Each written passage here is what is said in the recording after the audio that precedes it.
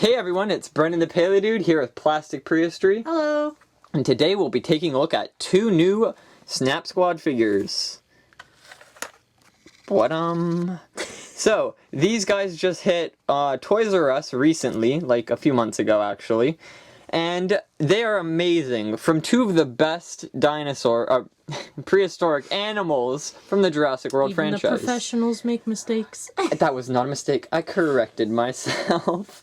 So, Spinosaurus, the amazing figure that was dropped from the first line in the Legacy Collection, and the Mosasaurus, now in mini form. So, we'll be taking a closer look at these miniature, adorable, chibi-like figures. Just slap down on the ground. Don't have them all yet. Majority of them.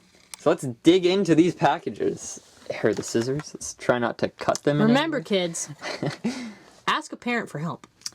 Good. Just don't need my mama to help me open packages. Oh, you're not my mama though, but well, could be. Struggling there, bud. There we go. Oh, he's free. Free Willy. Oh, that would be a cool movie poster to make. Oh, look at how derpy that front looks. I'm getting Gaming Beaver vibes over here. Oh, the best compliment. Absolutely. That is nice. Look at the head sculpt. How much it's like a shorter and smaller version of the Mosa back there. Oh, and I love the fat body. It's like a teardrop shape. It's just a little nugget. Yeah. It's kind of weird that they made the flippers flip up and down, because I was expecting more of a side-like thing like the rest of them. Because it doesn't really show that well. Oh, it looks so derpy. Spino. On to the next bungus. They kind of made it smaller than the rest of the Snap Squads, but I guess it doesn't matter because, again, these are not like the accurate figures. Oh, and he's free. He or she is free. I think it's a he. Look at the little tail waggle. He looks even more derpy from the front. Oh, look at those crests, though. They're so emphasized. Wow. This is so adorable. And look at the mouth, too. Look at that.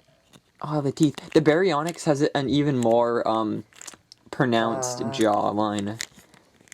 Let's see those little arms. He's got the little binky arms. Oh, okay. And they've got the little claw that the Spinosaurus has, too.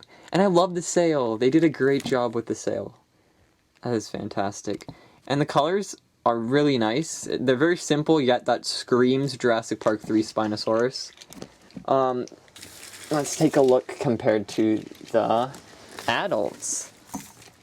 Okay, where's the little Mosa at? So the Mosasaurus can fit inside the larger figure's mouth.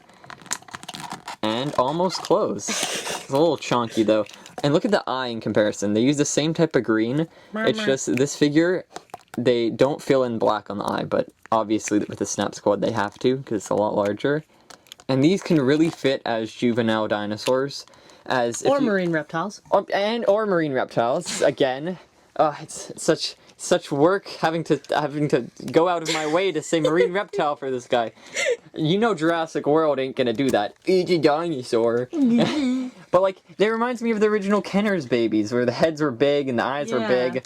Too bad the main line couldn't do that. Babies. Yep.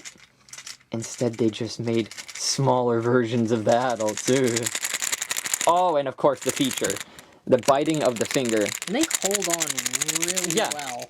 And I like how they don't hurt that much. Like, they made sure that the teeth were just round enough to not pinch. Except, I think the Raptor Squad hurts the most. Yeah, they kind of went for detail on those. Not really finger safety, but that's fine. Just leaves a little mark. Oh, look how wide. This is by far the widest of the Snap Squads.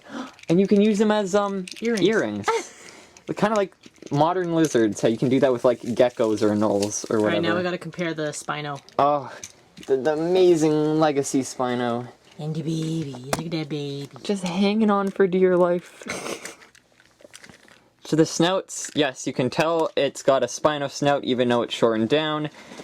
Because with this kind of chibi form, they still managed to fit a long face onto it. And the eyes the same color, like always. The crests in a great place. And here's the sail. I love how the sail, they even just made a few ridges instead of the accurate amount. A very cartoony look to it, where it sticks up high with spikes. The arms, long for a figure of this scale. If you take a look at the Rex has pretty small arms in comparison to the Spinos, so they still managed to fit that detail in as well. And this larger claw on the hand, they even got that. There it is. Attention to detail. Yes, gotta love that. Though the bottom jaw is white on this figure, and if you take a look at the Spino's bottom jaw, it is not white. That's very kinda interesting. weird. I don't know which one I like better. I think I like the Spino better because it really stands out. But you see that a lot with baby amphibians, how they have a lot more white on their belly. So if these were to be used as baby figures, I'd see it. Also, it runs down the tummy, so I think on the little guy, it's fine. Yeah, of course. You can just assume as they grow up, they get the more adult dark colors, but as a binky... Yep, got that little adorable bottom jaw, a little amphibious-like thing. Oh, let's take a look inside the mouth, shall we? Let's see if they've got the tongue and everything. Wow, they do. The tongue on this figure, on the Snap Squad, is a lot more detailed, actually. That's neat. It's very odd. Let's look at the top jaw now. Rotate. Oh, they still got the ridges. That's good. And the teeth are pretty neat. The teeth have a lot more detail to them with, like, emphasizing. Like, I know the Snap Squad figures emphasize a lot on the details, like the sail and the crest, but they definitely have a lot more detail for those. Missing. There we go. There we go. The feet are good. They're basically just the same. And the tail obviously is a lot more smaller, but even for this figure, I found the tail quite small. And if you look along the back, you can see the red continues down the tail. And we don't get this, obviously. A lot less detail, but that figures for Snap Squad. And the red running along the head, you can see there's some bleeding effect to the juvenile, or sorry, the Snap Squad. And on this one, there's no bleeding effect. It's just very straight. Also no white on this one's sail. Yep. Whereas here we have the white detail. So it's missing a few details, but again, it still really greatly sums up what this figure looks like and what the dinosaur looks like. So there we go. Any finishing remarks for these two Honestly, adorable... the Snap Squad have been, like, one of my favorite aspects of the Mattel merch. I think they're unique. I think they're the right kind of collectible. Like, they're a high-quality collectible. But yeah, they're not cheaply done. They're just so cute. Yeah. They are so cute. I just wish there was more, Herbivores? No. They definitely did good. There should be more herbivores. Well, they did the Ankylosaurus and the Trike now. And I think they're doing the Para. More.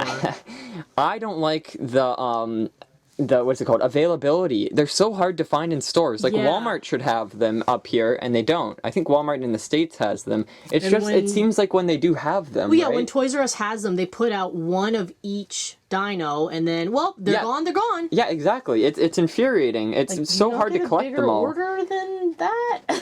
Yeah, and it really sucks that they do that, because these should be something every kid should have the ability to get, especially since they're cheaper and it's an easier way to get your hands on larger, more expensive and rare figures like the Spino.